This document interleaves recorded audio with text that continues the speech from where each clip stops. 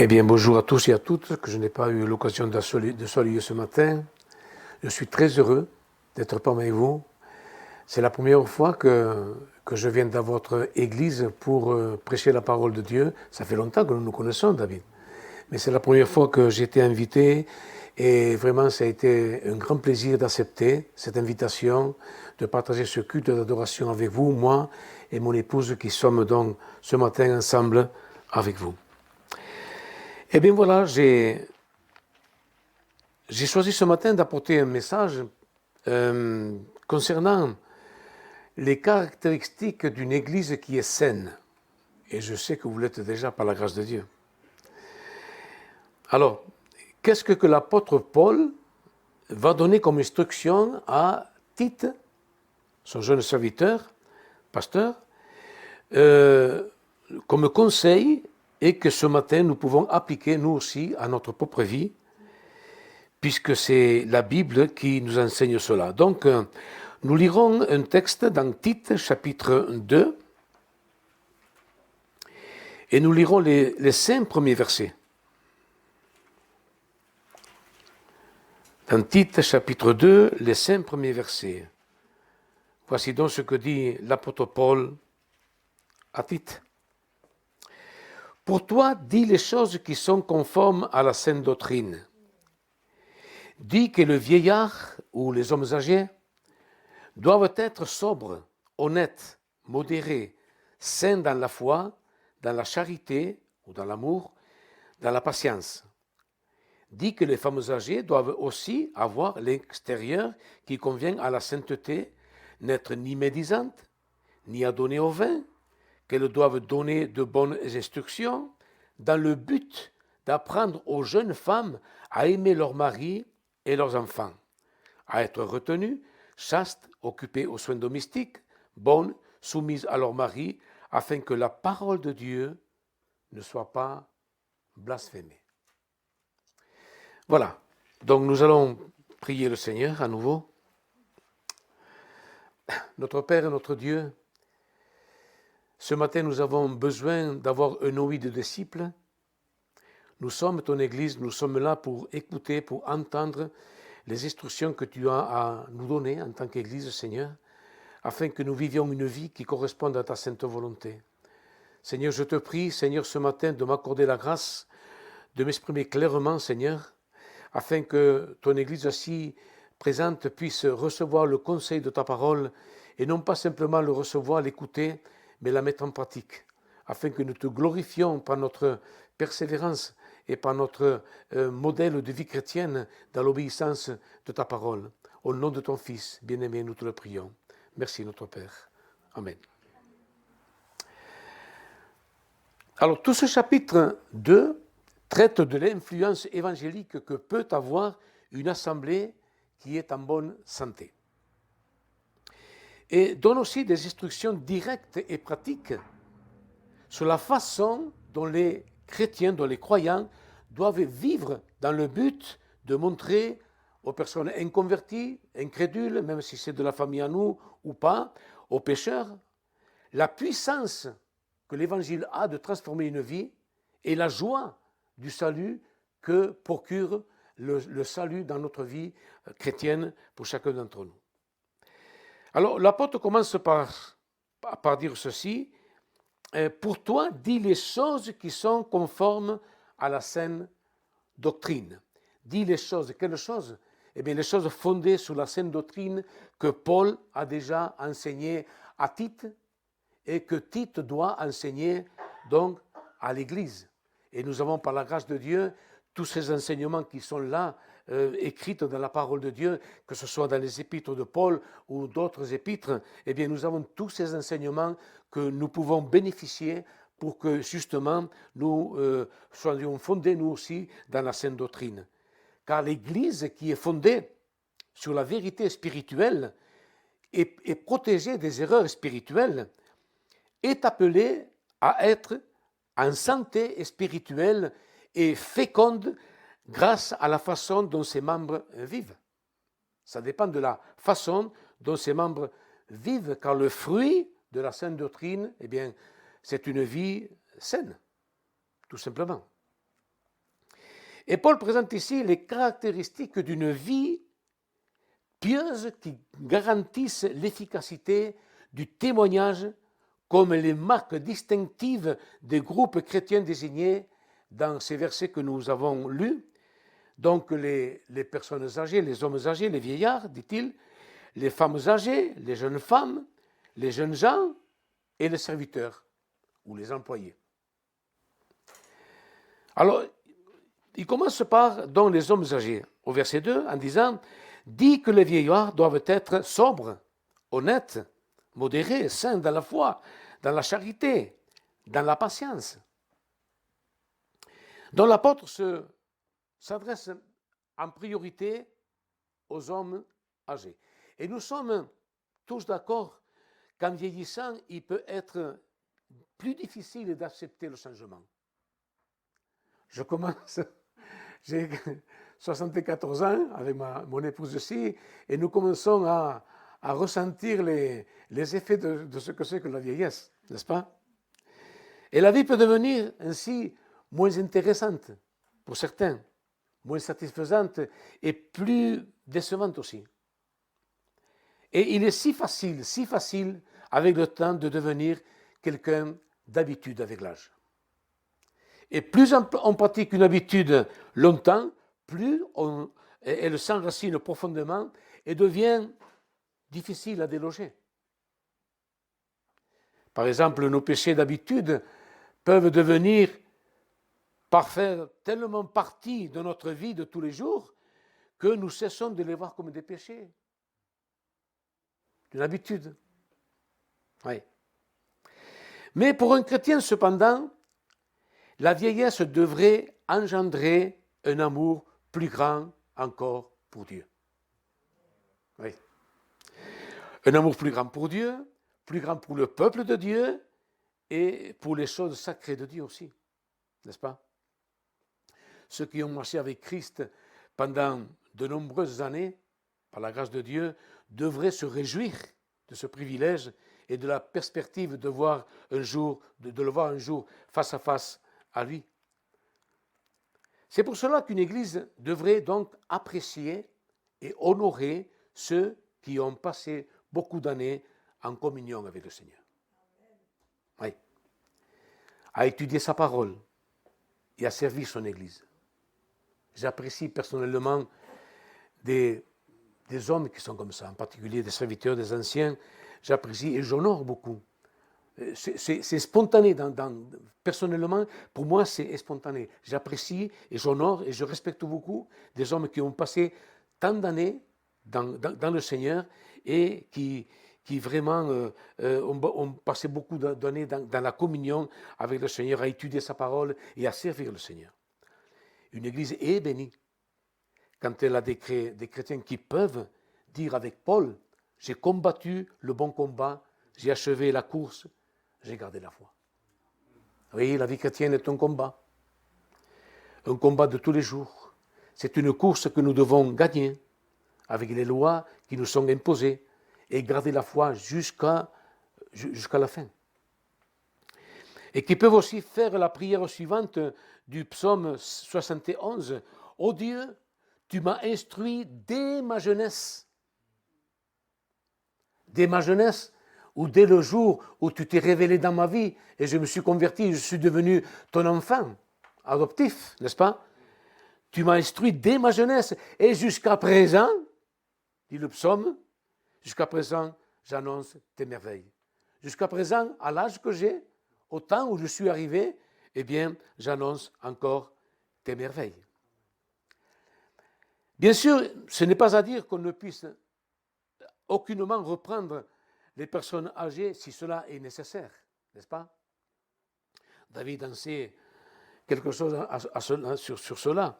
Mais lorsqu'une personne âgée commet une faute, on doit la reprendre avec respect et douceur.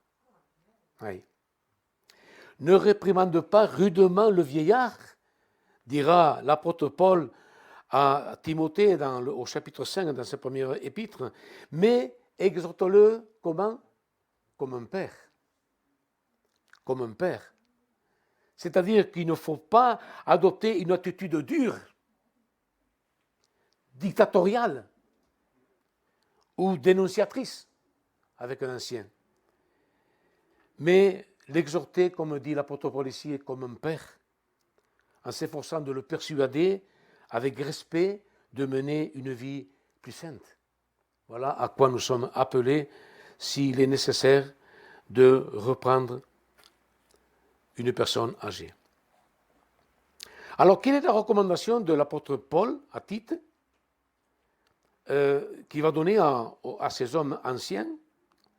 Eh bien, premièrement, dit-il, dit que les vieillards doivent être sobres. Qu'ils soient sobres. Parce que les vieillards qui sont sobres peuvent discerner plus facilement les choses qui ont le plus d'importance et de valeur. Les personnes âgées qui sont sobres sont plus sages, n'est-ce pas? Et savent mieux utiliser leur temps, leur argent et leur énergie que lorsqu'ils étaient plus jeunes et qu'ils étaient plus immatures. L'âge les a conduits à avoir un autre comportement, une autre attitude et des priorités qui avant peut-être ne l'étaient pas. Désormais, leurs priorités sont bien ordonnées et ils se satisfont de moins de choses et de choses plus simples. C'est ça, être un ancien ou une personne âgée qui est sobre. Deuxièmement, dit-il, qu'ils soient honnêtes ou respectables. C'est-à-dire qu'ils ne sont jamais légers ou superficiels. Un ancien n'est pas comme ça. Une personne âgée n'est pas comme ça. Je parle d'un chrétien. Il n'est jamais léger. Il ne se rit jamais de l'immoralité, de la vulgarité ou de toute autre chose qui constitue un péché et qui est contraire à la sainteté. Il ne fera jamais cela. Il ne se rit pas non plus aux dépens des autres, ni de ce qui leur arrive de tragique dans la vie, en se moquant du malheur de ces personnes-là, et cela même s'il y avait des divergences entre eux. Ils ne se moquent pas. Non, non, ils ont une attitude honnête et respectable, et c'est cela à ce que l'apôtre Paul recommande à Tite d'exhorter les anciens de l'Église. Qu'ils soient saints dans la foi. Saints dans la foi, c'est-à-dire ce qui est bon, ce qui est approprié, ce qui est convenable, n'est-ce pas? Les personnes qui sont saines dans la foi ont appris qu'on peut réellement se confier pleinement à Dieu dans tout ce que leur arrive dans la vie. Ceux qui sont saints dans la foi ne remettent pas en cause la sagesse de Dieu. Jamais. Ni sa puissance, ni son amour, jamais. Et ils ne perdent pas confiance en sa bonté et en sa grâce, ni en son plan, à son plan divin et en sa sagesse divine. Jamais ils ne font ça. Ils ne doutent ni de la véracité, ni de la suffisance de sa parole. Jamais. Et ils ne chancellent point dans la fermeté de leur espérance que le plan souverain de Dieu s'accomplira coûte que coûte dans leur vie. Voilà ce que c'est être saint dans la foi, dans la parole de Dieu. Que ces anciens aussi soient saints dans l'amour. Saints dans l'amour, saints envers Dieu, saints dans l'amour envers son peuple et envers ceux qui ne le connaissent pas encore. Ils aiment en portant les fardeaux les uns des autres et en accomplissant ainsi la loi de Dieu, comme dit l'apôtre Paul dans Galates chapitre 6, verset 2, la loi de Christ, c'est-à-dire la loi de l'amour. Ils ont appris à aimer, les anciens ont appris à aimer quand on ne méritait pas leur amour. Et à continuer d'aimer quand on les rejette et même quand ils en souffrent. Ils ont continué à aimer. Ils pardonnent avec amour et servent avec amour parce qu'ils aiment Dieu. Et ils ont cet amour dans leur cœur, dans leur vie, qui s'exprime de cette façon-là. Saints dans l'amour, saints dans la patience. Ce qui veut dire qu'ils doivent montrer qu'ils sont capables de supporter les épreuves, d'accepter les déceptions, les échecs, et d'être satisfaits même lorsque leurs désirs et leurs plans rencontrent de l'opposition. Oui? Un ancien, c'est ce qui arrive régulièrement. On espère certaines choses que nous pensons qui est bon pour nous, et finalement, eh bien, nous rencontrons de l'opposition auquel on ne s'attendait pas. Ils ont aussi appris à vivre gracieusement avec des difficultés, comme la faiblesse physique, la solitude, ainsi que l'incompréhension et le manque d'appréciation. Oui, j'en ai fait l'objet, et certainement que ça m'arrivera encore. Mais ils ne sont pas découragés lorsque les choses ne se passent pas comme ils avaient espéré, ou comme ils s'y attendaient. Mais on a la parfaite confiance que toutes choses concourent au bien de ceux qui aiment Dieu, qui sont appelés selon son dessein. Nous savons que tout ce qui arrive, un ancien, c'est cela, qui est saint dans la patience et dans les vertus que nous venons d'énumérer, eh bien, il sait que toutes choses concourent au bien de ceux qui aiment Dieu. Versets 3 à 4 dit que les femmes âgées doivent aussi avoir l'extérieur qui convient à la sainteté, n'être ni médisantes, ni adonnées au vin, qu'elles doivent donner de bonnes instructions dans le but d'apprendre aux jeunes femmes à aimer leurs maris et leurs enfants. Alors, de même que les vieillards ou que les hommes âgés, eh bien, les femmes âgées dans l'Église doivent faire l'objet d'un respect aussi et d'égards particuliers en vertu de leur âge. À l'époque du Nouveau Testament, les femmes âgées servaient l'Église de plusieurs façons. Comme Paul le mentionne plus bas, un rôle clé des femmes âgées était de donner des instructions et d'apprendre aux jeunes femmes les choses du Seigneur. Versets 4 à 5. Dans le but d'apprendre aux jeunes femmes à aimer leurs maris et leurs enfants, à être retenues, chastes, occupées aux soins domestiques, bonnes, soumises à leurs maris, afin que la parole de Dieu ne soit pas blasphémée, voyez-vous. Et elles exerçaient également une responsabilité les unes envers les autres et envers les autres femmes de tout âge dans l'Église, que ce soit célibataires, mariées ou veuves. Elles exerçaient aussi l'hospitalité envers les voyageurs chrétiens, surtout ceux qui avaient un ministère particulier, eh bien, elles se sentaient l'obligation de le recevoir, de manifester de l'hospitalité envers ces hommes-là, et ils le recevaient, ils le servaient de tout leur cœur. Il dit que les femmes âgées doivent aussi avoir l'extérieur qui convient à la sainteté, dit l'apôtre Paul ici. Et l'apôtre Paul dira aussi à Timothée au chapitre 2 et à partir du verset 11 que de telles femmes vertueuses soient vêtues d'une manière décente, avec pudeur et modestie, ne se parent ni de tresses, ni d'or, ni de perles, ni d'habits somptueux, mais elles se parent de bonnes œuvres, comme il convient à des femmes qui font profession de servir Dieu et écoutent l'instruction en silence avec une entière soumission. Voilà donc l'exemple de ces femmes âgées qui servaient leur Église et dans ce temps-là. Alors, l'apôtre Paul recommande aussi que ces femmes-là ne doivent être ni médisantes, qu'elles ne soient pas médisantes. C'est-à-dire qu'elles refusent d'écouter et encore plus de propager toute calomnie ou parole dégradante relative à d'autres personnes. Il ne faut pas écouter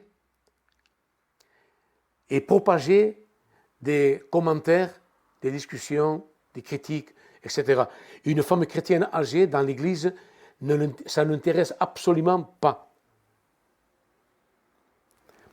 Elles doivent donner de bonnes instructions, dit l'apôtre Paul. C'est-à-dire instruire dans ce qui est noble, dans ce qui est excellent, dans ce qui est élevé. Et dans ce contexte, cela comprend les instructions relatives à la sainteté et à la piété.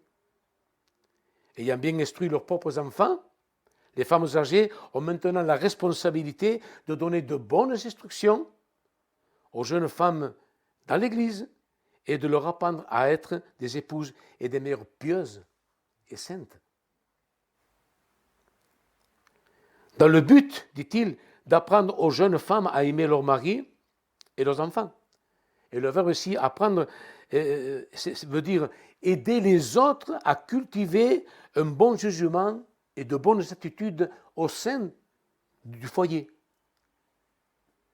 afin de renoncer à certains comportements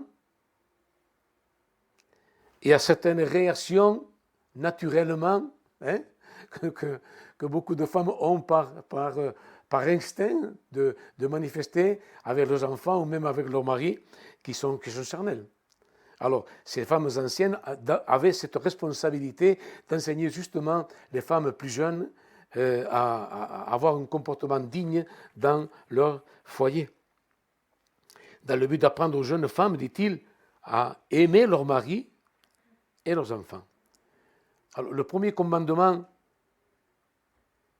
est simple et sans équivoque. Vous avez constaté? Il ne mérite même pas de commentaires. Les jeunes femmes, qui dans ce contexte désignent les jeunes épouses, doivent aimer leur mari. Et il n'y a aucune condition et aucune exception. Et ce n'est pas seulement que l'amour du mari est une vertu en soi, n'est-ce pas? Mais que le fait de ne pas l'aimer est un péché. Désolé s'il y a parmi nous des femmes qui n'aiment pas leur mari. Aimer son mari désigne donc l'amour volontaire, l'amour engagé, qui ne dépend pas uniquement du mérite du mari, mais du commandement de Dieu, et qui est offert par le cœur obéissant et affectueux d'une femme qui aime Dieu et qui aime son mari. Alors il est vrai qu'on pourrait me dire qu'il n'y a pas de texte spécifique qui mentionne que, de la part de Dieu, que la femme doit aimer son mari. Mais comprenez que si le Nouveau Testament en particulier appelle les jeunes femmes à respecter leur mari, à être soumises à leur mari, comment vont-elles le faire si elles n'aiment pas leur mari, n'est-ce pas? Donc respecter et se soumettre à son mari veut dire aimer son mari. Qu'elles aiment aussi leur enfant. Et pour des parents chrétiens, la responsabilité la plus importante en ce qui a trait à l'amour est de conduire leurs enfants à la connaissance du salut en Jésus-Christ. Et non pas simplement en parole, mais aussi en acte, en comportement, en exemple. Donner des exemples. Verset 5, à être retenus, chastes, occupés aux soins domestiques, bonnes, soumises à leur mari, afin que la parole de Dieu ne soit pas blasphémée. Afin que la parole de Dieu ne soit pas blasphémée. Car nous devons réaliser, nous en tant qu'Église, que les incrédules jugeront l'authenticité et la valeur de notre foi en s'appuyant davantage sur notre façon de vivre que sur notre connaissance de l'Évangile. Ouais. Car c'est ainsi qu'ils jugeront l'Évangile qui est le cœur de la parole de Dieu, selon le caractère de ceux qui croient et qui déclarent être transformés par cet Évangile-là. C'est pour cela que le Seigneur dira, dans Matthieu chapitre 5, verset 16, que votre lumière luise ainsi devant les hommes, afin qu'ils voient vos bonnes œuvres et qu'ils glorifient votre Père qui est dans les cieux. Voyez-vous? Qu'ils voient vos bonnes œuvres. qu'ils voient vos bonnes œuvres. Pas qu'ils écoutent, mais qu'ils voient vos bonnes œuvres. Voyez-vous? C'est très important qu'une assemblée chrétienne vive cela et qu'il soit consciente que nous sommes la lumière du monde, qui resplendit. Une lumière ne parle pas, elle éclaire simplement. Elle éclaire simplement. Et avec cette lumière, eh bien, nous voyons ce que dans les ténèbres, on ne voit pas.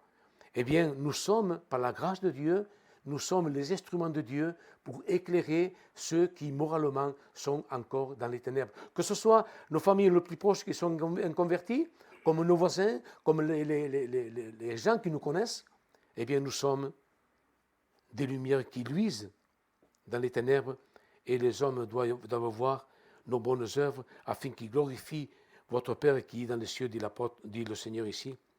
Dans 2 Corinthiens, l'apôtre Paul dira aussi, au chapitre 3 et verset 3, « Vous êtes manifestement une lettre de Christ écrite par notre ministère, non avec de l'encre, mais avec l'Esprit du Dieu vivant, non sur des tables de pierre, mais sur des tables de chair, sur les cœurs. » Alors oui, nous sommes des lettres vivantes. Que nous ayons ou non l'intention de l'être, nous sommes des lettres vivantes de Christ. Et nous sommes parfois l'unique témoignage que le monde a et du Seigneur et de son évangile du salut. L'unique témoignage visuel. Une lettre ne parle pas, elle se lit. Eh bien, les gens du monde, les gens qui ne connaissent pas Dieu, doivent lire en nous que véritablement nous sommes véritablement des chrétiens. Et que nous mettons en pratique ce que nous confessons comme foi en Jésus-Christ. Et tout cela pourquoi? Eh bien, l'apôtre le dira ici clairement, afin que la parole de Dieu ne soit pas blasphémée.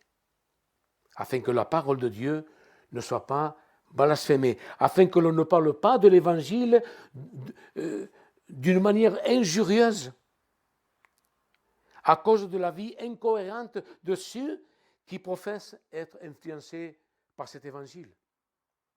C'est-à-dire que l'évangile doit produire les vertus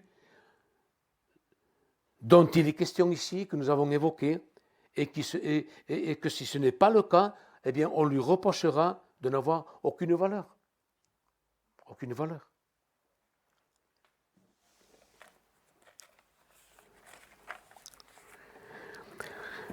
C'est donc ainsi que l'unique base à partir de laquelle les chrétiens doivent prêcher et témoigner est celle d'une vie transformée. Et le respect des choses saintes qui caractérisent cette vie transformée. Et pour cela, nous devons vivre d'une manière qui démontre que nous sommes, comme nous avons lu tout à l'heure, David a lu le texte dans Philippiens, irréprochables et purs, des enfants de Dieu, irrépréhensibles, au milieu d'une génération perverse et corrompue parmi laquelle nous brillons comme des flambeaux dans le monde. Nous sommes cela. Et cela parce que nous sommes, selon 1 Pierre chapitre 2 et verset 9, une race élue. Voilà pourquoi. Nous sommes une race élue, un sacerdoce royal, une nation sainte, un peuple acquis, afin que nous annoncions les vertus par notre vie, par notre consacration, par notre manière de parler, par notre manière de vivre tous les jours, de celui qui nous a appelés des ténèbres à son admirable lumière. Et ceci est notre merveilleux privilège en tant que chrétiens. Quelle grâce, quel privilège. Nous sommes mis à part pour Christ. Voyez-vous, ce dimanche-là, nous sommes dimanche matin, eh bien la plupart des personnes ne travaillent pas. Que font-elles? Eh bien, elles sont en visite. Elles sont dans les marchés. Elles sont dans des endroits où il y a du plaisir à vivre. Mais nous sommes à part. Nous sommes dans ce lieu ce matin. Et tout véritable chrétien se réunit, en particulier tous les dimanches matin, pour glorifier Dieu, n'est-ce pas? Oui, nous sommes mis à part pour Christ, parce que nous avons été acquis par Christ, nous avons été illuminés par Christ, Et nous sommes l'objet de la miséricorde de Christ. Et nous sommes chargés de proclamer Christ. À cause de cela. Alors je vais conclure ce matin. Pour qu'une personne soit convaincue que Dieu peut la sauver du péché, elle a besoin qu'on lui montre quelqu'un qui a déjà été libéré du péché. Oui. Une personne qui véritablement a fait une expérience de conversion, de repentance, qu'il a mis sa foi au sacrifice de Jésus-Christ, qu'il a confessé que le sang de Jésus-Christ l'a purifié de tout péché et que maintenant il vit une vie nouvelle. Il faut que cela se voie. Et qui, dans son possible, mène une vie loin du péché, une vie de sainteté. Il faut pour qu'une personne soit convaincue que Dieu peut le sauver du péché, il faut qu'elle voie ça. Pour qu'une personne soit convaincue aussi qu'il y a de l'espérance en Dieu, elle doit voir quelqu'un qui a de l'espérance après avoir connu le désespoir. Oui. Quelqu'un maintenant qui est converti à Dieu et que sa vie a pris un rumbo, je ne sais pas comment on dit en français, un sens, un but. Maintenant, cette personne a un but dans la vie. Il sait pourquoi il vit. Il y a une espérance. Il sait pourquoi, qu'est-ce que c'est ce qu'il attend à la fin de sa vie. Et pour l'éternité. Pour qu'une personne soit convaincue que Dieu peut miraculeusement lui accorder amour, paix et bonheur, eh bien, elle a besoin qu'on lui montre quelqu'un qui manifeste maintenant toutes ses bénédictions. Voilà. La vie chrétienne, c'est une vie chrétienne que nous vivons dans l'amour. Non pas par sacrifice, ni par religiosité, mais par amour, dans la paix, dans le bonheur, dans la félicité. C'est cela. Parce que nous aimons Dieu, parce que nous savons en qui nous avons cru, n'est-ce pas? Alors ce matin, voulons-nous faire partie de cette Église saine? Bien sûr, non? Cette Église saine, caractérisée par les vertus spirituelles que nous voulons d'évoquer? Oui, nous le voulons, nous le désirons de tout notre cœur, puisque nous sommes des chrétiens qui aiment Dieu et qui respectons la parole de Dieu et qui sommes soumis à elle. Alors, je répéterai tout simplement le verset que j'ai lu tout à l'heure. Eh bien, nous devons vivre d'une manière qui démontre que nous sommes irréprochables, purs, des enfants de Dieu irrépréhensibles, au milieu d'une génération perverse et corrompue. Les mots sont sévères, mais c'est une réalité. Nous devons prendre conscience que nous vivons au milieu d'une génération qui est perverse et corrompue, dans laquelle nous brillons comme des flambeaux dans le monde. Nous prions le Seigneur, nous rendons grâce à Dieu. Seigneur, nous voulons te rendre grâce ce matin. Merci de nous rappeler toutes ces vérités que nous voulons appliquer dans nos vies, dans nos cœurs, tout en sachant, Seigneur, que c'est toi qui produis en nous le vouloir le faire selon ton bon plaisir, selon ton plan pour chacun d'entre nous. Seigneur, nous savons que cette puissance, nous avons besoin de cela. Seigneur, que ta puissance par le Saint-Esprit puisse agir dans nos vies afin que nous menions une vie qui te glorifie, qui soit digne de toi, Seigneur. Nous voulons vivre cette vie et nous voulons la vivre avec joie, avec bonheur. Seigneur, nous voulons vraiment faire ton plaisir à toi par cette vie, parce que ce qui te plaît à toi, c'est une Église qui obéit à ta parole, qui aime ta parole, Seigneur, et qui obéit dans toute la simplicité de ces vérités qui nous sont révélées en elle. Que ton nom soit glorifié ce matin, que ton nom soit exalté, que ton nom soit adoré au nom de ton Fils bien-aimé. Merci notre Père, au nom de ton Fils. Amen.